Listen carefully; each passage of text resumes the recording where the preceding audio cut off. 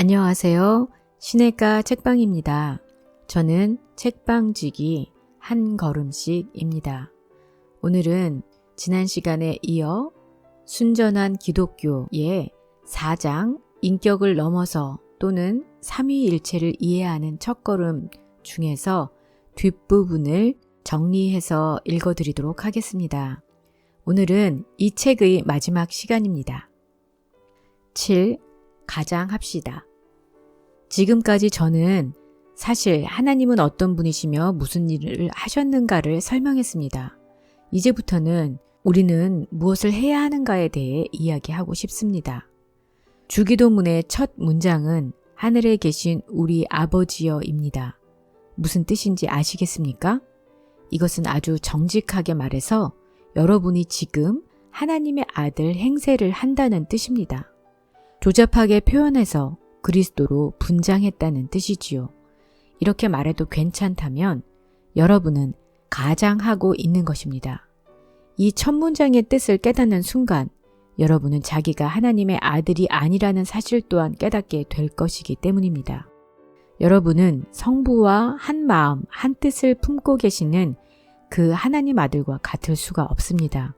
여러분은 자기 중심적인 두려움과 소원, 욕심, 질투, 자만 등 망할 수밖에 없는 것들을 모아놓은 꾸러미입니다. 이런 사람이 그리스도로 분장한다는 것은 어떤 점에서 대단히 파렴치한 짓이 아닐 수 없습니다. 그런데 이상한 사실은 그리스도 자신이 이렇게 하라고 명령하셨다는 것입니다. 그는 왜 이런 명령을 하셨을까요? 도대체 다른 사람처럼 가장해서 좋을 일이 뭐가 있다는 것입니까? 아시다시피 인간적인 차원에서만 살펴보아도 두 가지 종류의 가장이 있습니다. 하나는 나쁜 것으로서 진짜를 밀어내는 가장입니다. 실제로는 돕지 않으면서 돕는 척 할 때처럼 말이지요. 그러나 좋은 가장도 있는데 이것은 진짜로 나아가는 가장입니다. 친밀함을 보여야 할 사람한테 친밀감이 생기지 않을 때 가장 흔히 쓸 수 있는 최선의 방책은 마치 자기가 실제보다 더 친절한 사람인 양 친밀한 태도와 행동을 보이는 것입니다. 그러면 우리 모두가 이미 경험한 바처럼 얼마 후 전보다 더 큰 친밀감이 정말 생겨납니다. 어떤 소질을 실제로 기르려면 그 소질이 벌써 생긴 양 행동해야 하는 경우가 아주 많습니다. 자, 여러분은 지금 나는 그리스도로 분장하고 있다는 사실을 깨닫는 순간이야말로 그 가장에서는 좀 더 멀어지고 현실에는 좀 더 가까워질 수 있는 순간임을 알게 될 것입니다. 여러분이 정말 하나님의 아들이라면 결코 허용치 않았을 생각들이 몇 가지 떠오를 수 있습니다. 그렇다면 그것들을 버리십시오. 지금은 기도할 것이 아니라 아래층으로 내려가 편지를 쓰거나 아내의 설거지를 도와야 한다는 생각이 들 수도 있습니다. 그렇다면 가서 그렇게 하십시오. 이렇게 하는 순간 사람이면서 하나님이신 하나님의 아들 그리스도가 실제로 여러분 옆에서 여러분의 가장을 현실로 바꾸기 시작하십니다. 진짜 하나님의 아들이 여러분 곁에 계십니다. 그는 여러분을 자신과 같은 존재로 바꾸기 시작하셨습니다. 이를테면 자신과 같은 생각과 생명, 즉 조회를 넣어주고 계신 것이며 양철병정을 살아있는 인간으로 바꾸고 계신 것입니다. 그러나 여러분 안에서 이 변화를 싫어하는 부분은 계속 양철로 남아있을 것입니다. 그러나 잊지 말아야 할 사항이 하나 있습니다. 아기가 처음 어머니의 젖을 먹을 때에는 젖 주는 사람이 어머니인 줄 모르는 게 당연합니다. 우리도 처음 사람의 도움을 받을 때에는 그 뒤에 계신 그리스도를 못 보는 게 당연합니다. 그러나 언제까지나 아기로 머물 수는 없습니다. 우리는 자신에게 정말 도움을 주시는 분이 누구인지 알아보는 수준까지 나아가야 합니다. 그렇게 안 된다면 낭패가 아닐 수 없습니다. 그러면 결국 사람을 의지하게 될 테니까요. 사람을 의지하면 곧 실망하기 마련입니다. 아무리 훌륭한 사람도 실수를 합니다. 그리고 다 죽습니다. 우리는 우리를 도와준 이들에게 감사해야 하며 그들을 존경하고 사랑해야 합니다. 그러나 어떤 인간에게도 절대로 믿음 전체를 걸지는 마십시오. 설령 그가 세상에서 가장 훌륭하고 현명한 사람이라 할지라도 그렇게는 하지 마십시오. 모래를 가지고 할 수 있는 멋진 일들이 많습니다. 그러나 그 위에 집을 짓는 일만큼은 해서는 안 됩니다. 이제 우리는 신약 성경에 늘 하는 말이 무슨 뜻인지 이해하기 시작했습니다. 신약 성경은 그리스도인이 다시 태어나는 일에 대해 말하고 있습니다. 그리스도로 옷 입는 일에 대해, 그리스도의 형상이 우리 안에 이루어지는 일과 그리스도의 마음을 품는 일에 대해 말하고 있습니다. 그리스도인들이 그리스도의 말씀을 읽고 실천하려고 노력하는 것에 불과한 일을 참 거창하게도 표현한다고 생각지 마십시오. 여기에는 그 이상의 의미가 있습니다. 이것은 실제 인격체인 그리스도께서 바로 지금 여기 여러분이 기도하고 있는 그 방에 오셔서 일한다는 뜻입니다. 이것은 여러분과 똑같은 산 사람이자 세상을 창조한 분과 똑같은 하나님이 직접 찾아와 여러분의 자아에 간섭하시는 일입니다. 여러분 안에 있는 자연적인 옛 자아를 죽이고 그 자신의 자아로 바꾸시는 일입니다. 여기에서 우리가 발견하는 사실이 두 가지 있습니다. 1. 우리는 우리의 구체적인 죄의 행동들 뿐 아니라 우리의 죄성 자체에 주목하게 됩니다. 자기가 한 짓만 보고 놀라는 것이 아니라 아예 자기 자신에게 놀라기 시작한다는 것입니다. 조금은 어렵게 들릴 수 있는 말이니만큼 제 경우를 예로 들어보겠습니다. 저녁 기도 시간에 하루 동안 지은 죄를 하나하나 더듬어 볼 때 10중 8구 가장 선명하게 생각나는 죄는 사랑하지 않은 죄입니다. 저는 푸르퉁하게 굴거나 딱딱거리거나 빈정거리거나 윽박 지르거나 호통을 쳤습니다. 그 즉시 떠오르는 변명은 갑자기 생각지도 못하게 화를 돋우는 바람에 그랬다는 것이지요. 방심하고 있던 터라 마음을 가다듬을 여유가 없었다는 것입니다. 그러나 달리 생각하면 방심한 상태에서 나오는 행동이야말로 제가 정말 어떤 사람인지 확실히 보여주는 가장 좋은 증거 아니겠습니까? 위장할 시간의 여유 없이 금세 튀어나오는 반응이야말로 가장 확실한 진실 아니겠습니까? 갑자기 화를 돋우는 일이 생겼기 때문에 좋았던 성질이 갑자기 못돼지는 것은 아닙니다. 다만 그 갑작스러운 상황이 내 못된 성질을 드러내 주었을 뿐입니다. 지하실에 늘 쥐가 있어도 들어갈 때 소리를 지르고 시끄럽게 굴면 불을 켜기 전에 다 숨어버리기 마련입니다.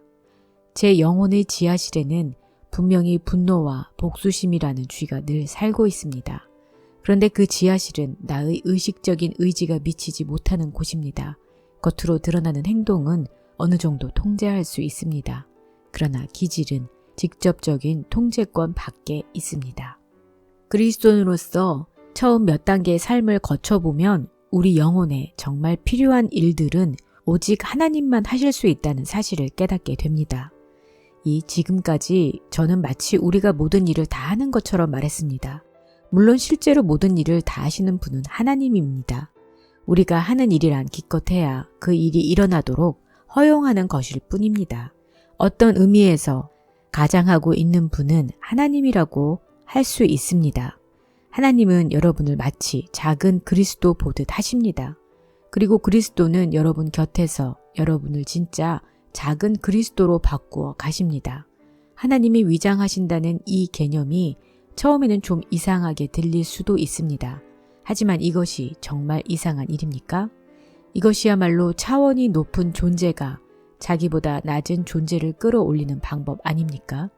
어머니는 아기가 진짜 말을 배우기 전인데도 마치 말을 할 줄 아는 아기를 대하듯 함으로써 말을 가르칩니다. 8. 기독교는 쉬울까 어려울까? 자연적 자아에 대한 양심의 요구를 다 충족시키려다 보면 나만 아는 것이 없습니다. 양심은 따르면 따를수록 더 많은 것을 요구할 것입니다. 이처럼 매번 굶주리고 구속받으며 괴롭힘을 당하다 보면 자연적 자아도 점점 더 화가 나겠지요. 그래서 결국 선량해지기를 포기하든지 늘 불만에 쌓여 투덜거리면서 이른바 남을 위해 사는 사람이 되는 것입니다. 이렇게 되면 솔직한 이기주의자보다 함께 살기가 훨씬 더 힘든 골칫거리가 되어버립니다. 기독교의 방식은 다릅니다. 더 어려우면서도 쉽지요. 그리스도는 말씀하십니다. 나에게 전부를 다오. 나는 너의 시간이나 돈이나 일을 원치 않는다. 나는 너를 원한다. 나는 너의 자연적 자아를 괴롭히러 온 것이 아니라 죽이러 왔다. 미봉책은 필요 없다. 나는 여기저기 나뭇가지를 쳐내는 게 아니라 나무 전체를 아예 뽑고 싶다. 이를 뚫거나 씌우거나 막는 게 아니라 아예 뽑고 싶다. 너의 자연적 자아 전부를 네가 악하다고 생각하는 욕망이나 죄 없는 욕망을 가리지 말고 전부 내게 넘겨다오. 그러면 그 대신 새 자아를 주마. 내 자아를 주마. 그러면 내 뜻이 곧 내 뜻이 될 것이다. 이 방식은 우리 노력으로 모든 것을 감당하는 앞서의 방식보다 더 어렵기도 하고 더 쉽기도 합니다. 여러분도 이미 알고 계시겠지만 그리스도 자신 역시 그리스도인의 삶을 아주 어려운 것으로 설명하실 때도 있었고 아주 쉬운 것으로 설명하실 때도 있었습니다. 그는 자기 십자가를 지라고 하십니다. 그런데 또 다른 때는 내 멍에는 쉽고 내 짐은 가볍다고 하십니다. 그는 이 두 가지를 다 말씀하십니다. 그리고 우리는 이 두 말씀 다 참되다는 것을 알 수 있습니다. 여러분의 자아 전부를 그리스도께 넘겨드리는 것은 너무나 두려운 일일 뿐 아니라 불가능에 가까운 일입니다. 그래도 지금 우리 모두가 애쓰고 있는 일보다는 훨씬 쉬운 일입니다.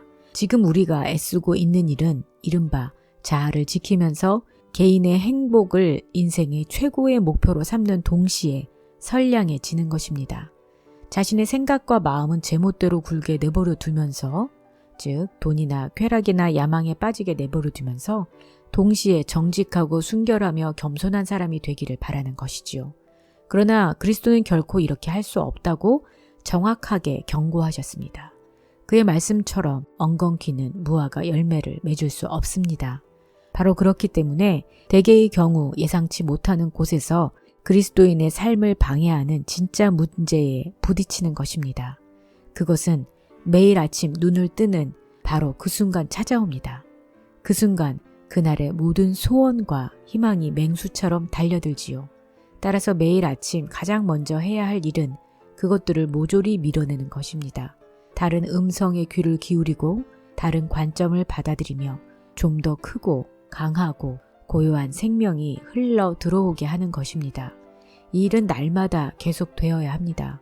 우리는 안달복달하며 야단법석을 떠는 자연적 자아에서 물러서야 합니다. 그 세찬 바람에서 벗어나야 합니다. 교회는 오직 사람들을 그리스도께 이끌어 작은 그리스도로 만들기 위해 존재합니다.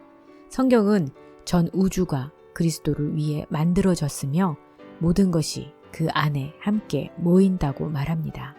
우리 인간들이 어떻게 그리스도 안으로 이끌려 들어갈 수 있는지, 그리하여 우주의 젊은 군주가 성부께 드리는 놀라운 선물의 일부가 될 수 있는지에 대해서는 이미 들어서 알고 있습니다. 우리는 오직 이 일을 위해 창조되었습니다. 또한 성경에는 우리가 그 안에 이끌려 들어갈 때 자연 속에 있는 많은 것들 역시 제자리를 찾을 것이라는 낯설지만 흥분되는 암시가 많습니다. 마침내 악몽은 끝나고 아침이 밝아올 것입니다. 9. 대가를 계산하기. 지난 장에서 말한 우리 주님의 말씀, 너희도 온전하라 때문에 걱정하는 분들이 상당히 많습니다. 이 말의 뜻을 네가 온전해지지 않으면 도와주지 않겠다로 오해한 분들이 있었던 것 같습니다. 그렇다면 결코 온전해질 수 없는 우리에게는 아무 희망이 없지요. 그러나 저는 그런 뜻으로 생각지 않습니다. 저는 이 말씀을 내가 유일하게 도울 일은 너를 완벽하게 만드는 것이다. 너는 그 이하를 바랄 수도 있다. 그러나 나는 그 이하에 만족하지 않겠다는 뜻으로 생각합니다. 그는 여러분이 하나를 드리면 열을 달라 하실 것입니다. 많은 이들이 부끄러운 죄나 매일의 삶을 망치는 죄를 고치려고 그를 찾습니다. 물론 그는 그것들을 고쳐주실 것입니다. 그러나 결코 거기에서 멈추지 않으실 것입니다. 여러분은 거기까지만 고쳐주시기를 원할 수도 있습니다. 그러나 일단 그분을 끌어들인 이상 완전하게 치료받지 않을 길이 없습니다. 그렇기 때문에 주님은 사람들에게 그리스도인이 되기 전에 먼저 대가를 계산하라고 경고하신 것입니다. 이 돕는 자가 궁극적으로 절대적인 온전함에 못 미치는 것에 만족하지 않으시지만 그럼에도 불구하고 가장 간단한 의무를 지키기 위해 내일 여러분이 시도하는 그 미미하고 서투른 노력을 아주 기뻐하신다는 것입니다. 위대한 기독교 작가인 조지 맥도널드가 말했듯이 어린 아이들이 첫 걸음을 떼는 모습을 보고 기뻐하지 않을 아버지는 없습니다. 그러나 다 자라는데도 씩씩하고 남자답게 성큼성큼 걷지 못하는 모습을 보고 만족할 아버지도 또한 없습니다.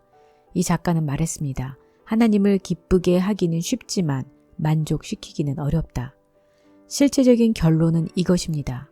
여러분은 한편으로 하나님이 온전함을 요구하시기는 하지만 적어도 지금은 착하게 살려고 하다가 잘 안 되어 낙심하거나 실패했다고 해서 낙심할 필요가 없다는 점을 알아야 합니다.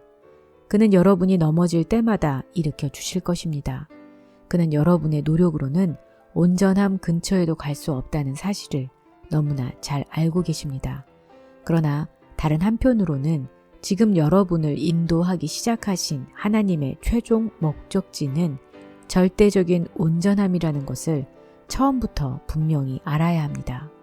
여러분을 그 목적지로 이끌어 가시는 하나님을 막을 세력은 전 우주에 오직 여러분 자신뿐입니다. 온전해지는 것이야말로 여러분이 존재하는 목적입니다. 우리는 이른바 보통 사람에 머무는 데 만족할 수도 있습니다. 그러다 그는 아주 다른 계획을 이루기로 작정하고 계십니다. 그 계획 앞에서 뒷걸음질 치는 것은 겸손이 아닙니다. 그것은 게으름이고 비겁함입니다.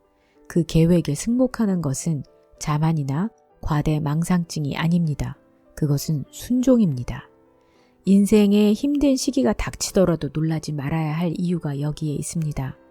그리스도께 나아간 후 꽤 잘 지내고 있는 것 같을 때 이제는 당연히 만세가 잘 풀려나가겠지라는 생각을 흔히 하게 됩니다. 그러다가 문제가 생기면 금방 실망에 빠지고 말지요. 못되게 살던 예전이라면 자기를 회개시키기 위해 이런 일이 필요하다고 생각할 수도 있습니다. 그런데 지금은 왜 이런 일이 생겨야 합니까? 하나님이 우리를 더 높은 수준으로 끌고 가시고자 하기 때문에 생깁니다. 하나님은 이전에는 꿈도 못 꾸었을 만큼 큰 용기와 인내와 사랑을 발휘해야 할 상황으로 우리를 이끄십니다. 우리한테는 이 모든 일이 불필요해 보입니다. 그러나 하나님께서 우리를 재료 삼아 얼마나 엄청난 것을 만들어내실지 눈꽃만큼도 모르기 때문에 그렇게 보이는 것일 뿐입니다. 여러분은 보기 좋은 작은 오두막집을 생각했습니다. 그런데 그는 궁전을 짓고 계십니다. 그는 친히 그 궁전에 살 작정이십니다. 너희도 온전하라는 명령은 이상주의적 과장이 아닙니다. 불가능한 것을 하라는 명령도 아닙니다. 그는 지금 우리를 그 명령에 순종할 수 있는 존재로 만들어가고 계십니다.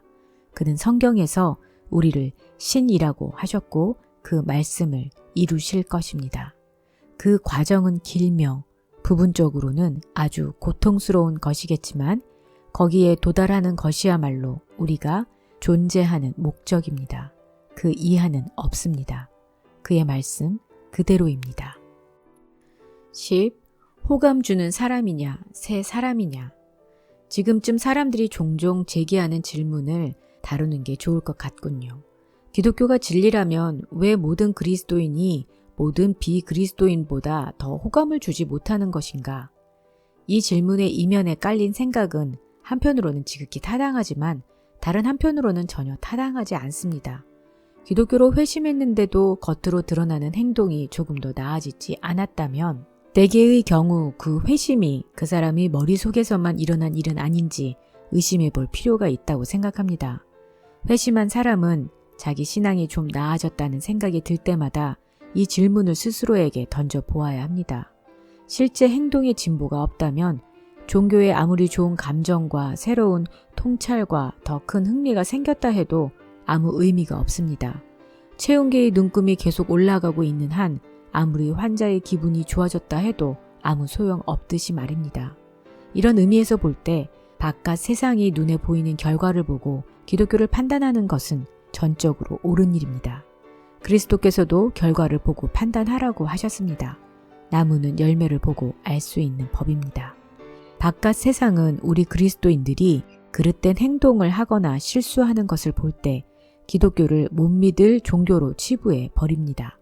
그러나 눈에 보이는 결과를 요구하는 바깥 세상의 태도에는 아주 비논리적인 부분도 있습니다.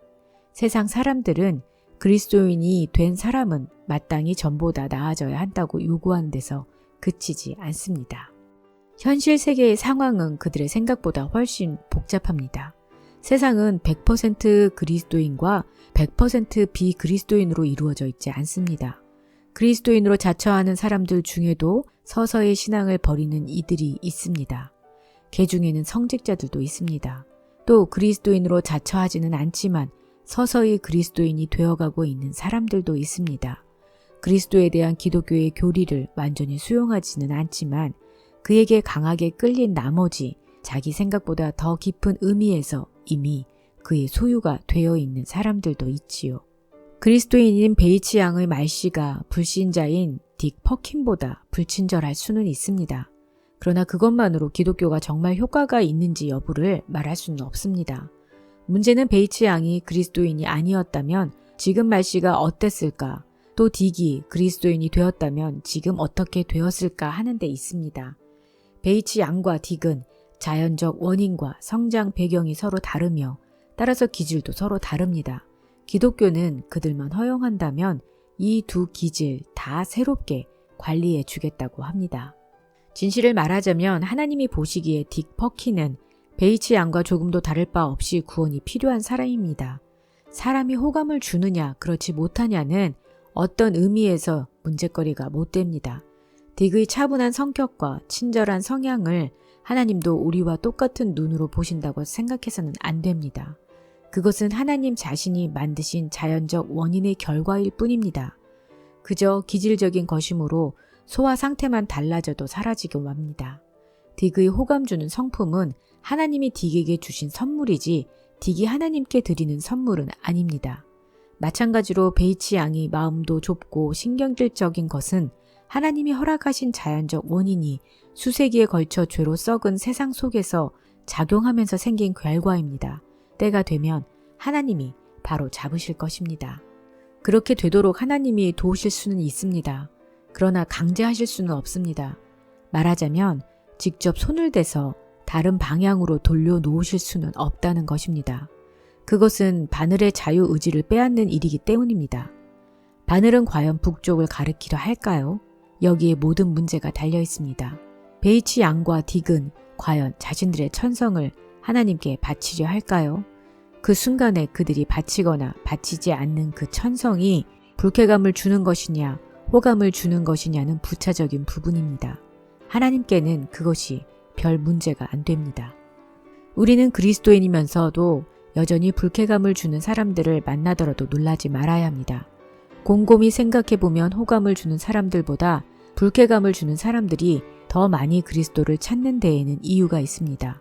그리스도께서는 이 땅에 사실 때 바로 이 점 때문에 사람들의 반대를 받으셨습니다. 도대체 그의 주변에는 왜 이런 사람들이 몰리는 것일까요? 그리스도께서는 가난한 자는 복이 있다고 하셨고 부자가 하나님 나라에 들어가기가 참으로 어렵다고 하셨습니다. 이것은 우선 경제적으로 부유한 사람들과 가난한 사람들을 가리켜 하신 말씀입니다. 그러나 다른 종류의 부와 가난에도 이 말씀이 적용되지 않을까요?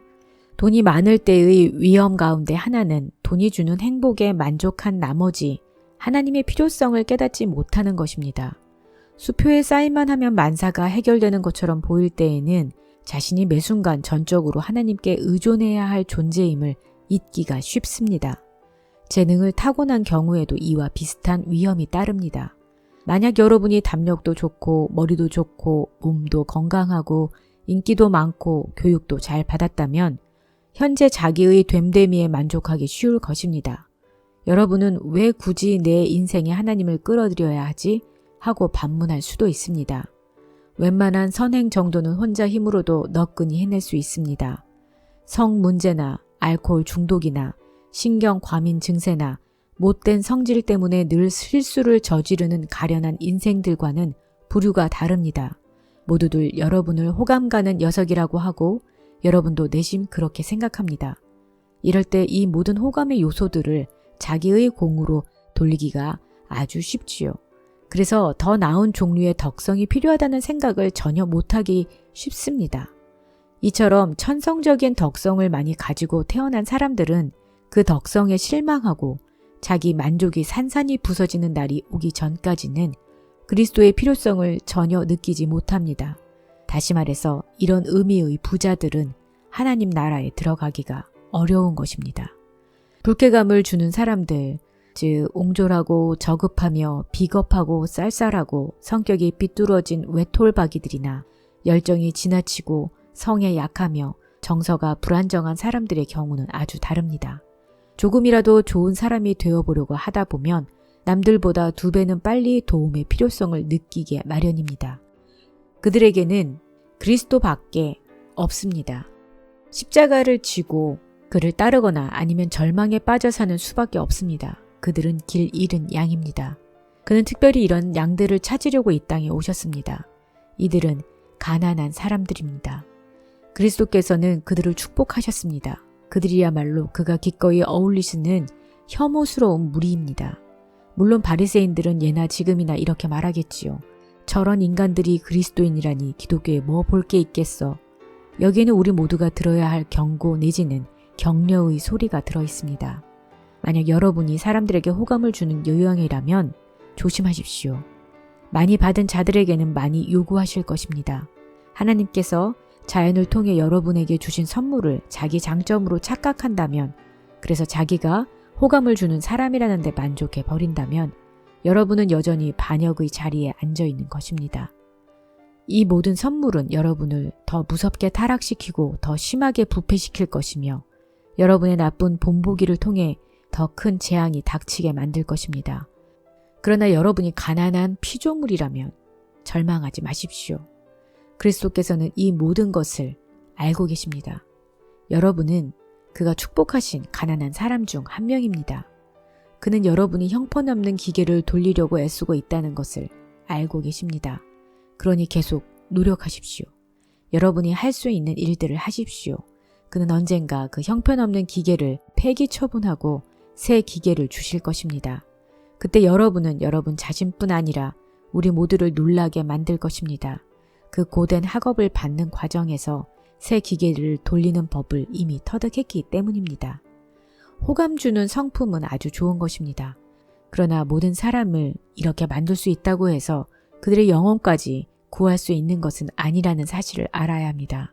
비참한 세상에 구원이 절실히 필요한 것 못지않게 자신의 성품에 만족한 채 그 이상을 추구하지 않고 하나님께 등을 돌리고 사는 호인들의 세상에도 구원은 절실히 필요합니다. 구속받은 사람은 지금 이 땅 위에서도 개선된 모습을 보일 뿐 아니라 종국에는 상상도 못할 정도로 개선된 모습을 갖추게 되지만 그럼에도 불구하고 개선이 곧 구속은 아닙니다. 하나님은 이 피조물들을 아들로 삼기 위해 인간이 되셨습니다. 단순히 옛 사람을 좀 더 낮게 개선시키기 위해서가 아니라 완전히 새로운 종류의 인간을 만들기 위해 이 땅에 오신 것입니다. 이것은 말에게 더 높이 뛰는 법을 가르치는 대신 말을 아예 날개 달린 동물로 변신시키는 일과 같습니다. 일단 날개가 돋은 말은 전에는 한 번도 넘지 못하던 담장을 가뿐히 뛰어넘을 것이며 보통 말들은 그의 상대조차 되지 못할 것입니다. 그러나 이제 막 날개가 돋기 시작한 터라 아직까지는 그렇게까지 할 수 없는 기간이 있을 수 있습니다. 그 단계에서는 어깨가 부어오르는 바람에 모양새만 더 사나워 보일 수도 있습니다. 다른 사람의 영혼에 대해 여러분이 무엇을 알 수 있겠습니까? 여러분이 알고 있는 영혼은 전 창조 세계의 단 하나뿐입니다. 여러분의 손에 그 운명이 달려있는 영혼도 단 하나뿐입니다. 만약 하나님이라는 분이 계시다면 여러분 한 사람 한 사람은 어떤 의미에서 그 앞에 각각 홀로 서 있다고 할 수 있습니다. 옆집 사람에 대한 억측이나 책에서 읽은 내용을 내세워 그분을 피할 수는 없습니다. 11. 새 사람. 기독교의 관점은 바로 다음 단계가 이미 나타나는 것이라고 말하겠습니다. 이것은 그야말로 새로운 단계입니다. 머리 좋은 인간이 더 머리 좋은 인간으로 바뀌는 식의 변화가 아닙니다. 전적으로 다른 방향으로 나아가는 변화. 하나님의 피조물이 하나님의 아들로 바뀌는 변화입니다. 그 최초의 사례는 2000년 전 팔레스타인에서 나타났습니다. 어떤 의미에서 이 변화는 전혀 진화라고 말할 수가 없습니다. 이 변화의 사건들의 자연적 과정에서 생긴 것이 아니라 자연 밖에서 자연 속으로 들어온 것이기 때문입니다. 이것은 예측할 수 있는 사실입니다. 진화의 개념은 과거를 연구하다가 얻은 것입니다. 그러니 정말 새로운 것이 우리를 기다리고 있다면 과거에 기초한 개념으로는 그것을 담아내지 못하는 것이 당연합니다. 사실상 이 세 단계는 자연 밖에서 들어오는 것이라는 점 이외에도 다른 몇 가지 점에서 이전의 모든 단계들과 구별됩니다. 1. 세 단계는 성적 재생산을 통해 이루어지지 않습니다. 2. 예전 단계에서 생명 유기체들은 새로운 단계로 나아가는 일에 선택권이 전혀 없거나 거의 없었습니다. 진보는 주로 그들과 상관없이 일어나는 일이었지 그들이 주도적으로 일으키는 일이 아니었습니다. 그러나 이 세 단계, 피조물이 아들로 바뀌는 단계는 스스로 선택하는 것입니다. 우리 스스로 이 단계를 택할 수 있다거나 상상해낼 수 있다는 뜻에서 선택 가능하다는 것이 아니라 세 단계가 주어졌을 때 거부할 수도 있다는 뜻에서 선택 가능하다는 것입니다. 우리가 원한다면 뒤로 물러설 수 있습니다. 고집을 피우면서 새 인류의 출현에 동참하지 않을 수 있습니다. 3. 저는 그리스도를 새 사람의 최초 사례라고 했습니다. 그러나 그는 그 이상의 존재입니다. 그는 한 종의 표본, 즉 한 새 사람이 아니라 그 새 사람입니다. 그는 모든 새 사람의 기원이며 중심이자 생명입니다. 그는 조회, 즉 새로운 생명을 가지고 자진해서 이 창조 세계로 들어오셨습니다. 그리고 유전을 통해서가 아니라 제가 명명한 바 좋은 전염을 통해 그 생명을 전달하십니다. 그 생명을 얻고자 하는 사람은 누구나 그와 개인적으로 접촉해야 합니다. 우리는 그 안에 있음으로써 새로워집니다. 4. 이 단계의 진행 속도 또한 이전 단계들의 속도와 다릅니다. 지구상에서 인간이 발전해온 과정과 비교해 볼 때 기독교는 마치 번개처럼 급속히 퍼졌다고 할 만합니다. 5. 이 단계는 위험 부담도 더 큽니다. 이전 단계에서는 뒤로 물러나 봤자 최악의 경우 이 땅 위에서의 3몇 년을 잃는 것이 고작이었습니다. 사실은 그것도 잃지 않을 때가 많았지요. 그러나 이 단계에서 뒤로 물러난다면 무한한 상을 잃고 말 것입니다. 어떤 점에서 이것은 출산의 고비와 비슷합니다. 자리에서 일어나 그리스도를 따르기 전까지 우리는 자연의 일부로서 그 위대한 어머니의 자궁 안에 머물러 있었습니다. 임신의 기간은 길고 고통스럽고 불안했지만 드디어 절정에 이르렀습니다. 물론 이 출산은 한 가지 중요한 점에서 여느 출산과 구별됩니다. 여느 출산에서는 아기에게 별 선택권이 없었지만 이 경우에는 그렇지 않기 때문입니다. 저는 보통 아기들에게 선택권이 있다면 어떻게 할까 궁금할 때가 있습니다. 아마 어둡고 따뜻하고 안전한 자궁 속에 머무는 쪽을 더 좋아하지 않을까 싶습니다.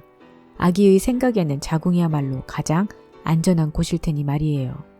그러나 그 생각은 틀렸습니다. 자궁에 계속 머물면 아기는 죽습니다. 이렇게 볼 때 세 단계는 이미 도래했습니다.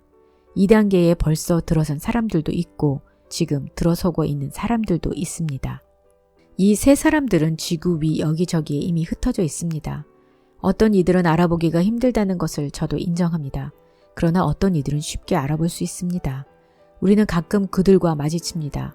그들은 목소리와 얼굴 자체가 벌써 우리와 다릅니다. 더 힘있고 더 평온하며 더 행복하고 더 빛이 납니다. 우리 대부분이 포기하는 지점에서 그들은 새로 시작합니다. 이미 말했듯이 우리는 그들을 알아볼 수 있습니다. 그들은 책에 일반적으로 나오는 종교인의 개념과는 거리가 멀기 때문입니다. 그들은 자신에게 관심을 끌어모으지 않습니다. 그래서 사실은 그들이 여러분에게 친절을 베풀고 있는데도 마치 여러분이 그들에게 친절을 베푸는 것처럼 느껴질 때도 있습니다.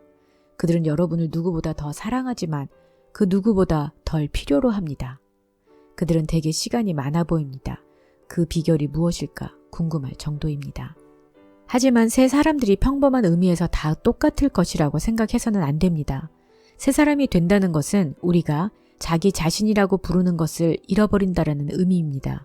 자기 자신에게서 벗어나 그리스도 안으로 들어간다는 의미입니다. 그의 뜻이 우리의 뜻이 되어야 하며 그의 생각이 우리의 생각이 되어야 합니다.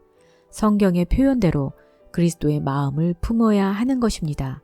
그렇다면 그리스도는 한 분인데 그 한 분이 이처럼 우리 모두 안에 계시다면 우리는 판박이처럼 전부 똑같아지는 게 아닐까요? 얼핏 듣기에는 꼭 그럴 것만 같습니다. 그러나 실상은 그렇지 않습니다.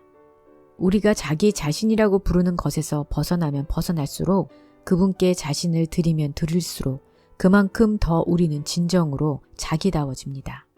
이런 의미에서 우리의 진정한 자아는 그리스도 안에서 우리를 기다리고 있다고 할 수 있습니다. 그리스도 없이 나 자신이 되려고 아무리 노력해봐야 소용이 없습니다. 그를 거부하고 혼자 힘으로 살려고 하면 할수록 유전과 성장 배경과 환경과 자연적인 욕망의 지배만 더 받게 될 뿐입니다. 내가 그토록 의기양양하게 내세우는 나 자신은 내가 시작하지도 않았고 막을 수도 없는 일련의 사건들이 집합하는 장소 이상이 되지 못합니다. 나의 바람이라는 것 역시 내 신체 기관이 배출했거나 다른 이의 생각이 주입했거나 심지어 악마가 제시한 욕망 이상이 되지 못합니다. 처음에 저는 하나님 안에 여러 인격이 있다고 말했습니다. 이제 더 깊이 들어가 보겠습니다. 진정한 인격은 오직 그 안에만 있습니다. 따라서 여러분의 자아를 그에게 바치기 전까지는 진정한 자아를 가질 수 없습니다. 천편일률성은 그리스도께 굴복한 사람들에게 나타나는 특징이 아니라 가장 자연적인 사람들에게 가장 잘 나타나는 특징입니다. 세상의 모든 독재자들과 정복자들은 얼마나 지루하게 하나같이 똑같은지 모릅니다. 반면에 성도들은 얼마나 영예롭게 저마다 다른지 모릅니다. 자신을 포기하십시오. 그러면 진정한 자아를 발견할 것입니다. 자기 생명을 버리십시오. 그러면 생명을 얻을 것입니다. 죽음을 받아들이십시오. 매일의 야망과 이루고 싶은 바람들의 죽음을 그리고 언젠가 찾아올 몸의 죽음을 받아들이십시오. 온 몸과 온 마음으로 받아들이십시오. 그러면 영원한 생명을 발견할 것입니다. 아무것도 남겨두지 마십시오. 주지 않는 것은 진정한 여러분의 것이 되지 못할 것입니다. 여러분 안에서 죽지 않은 것은 죽음을 떨치고 일어서지 못할 것입니다. 자기 자신을 찾으면 결국 미움과 외로움과 절망과 분노와 파멸과 쇠퇴만을 보게 됩니다. 그러나 그리스도를 찾으면 그를 만날 것이며 그와 함께 모든 것을 얻을 것입니다. 네, 오늘은 C.S. 루이스의 순전한 기독교 4장 인격을 넘어서 또는 삼위일체를 이해하는 첫걸음의 뒷부분을 정리해서 읽어드렸습니다. 이로써 순전한 기독교 책을 다 마치게 되었는데요. 어떠셨는지 모르겠어요. 저는 이 순전한 기독교를 다시 읽으면서 그 전에 읽지 못했던 또 새로운 진면목을 볼 수 있게 되었고 많은 것을 다시 깨닫고 특히 제가 얼마나 교만한 인간인지 하나님께서 저의 삶을 온전히 얼마나 원하시는지를 보게 되는 귀한 시간이었습니다.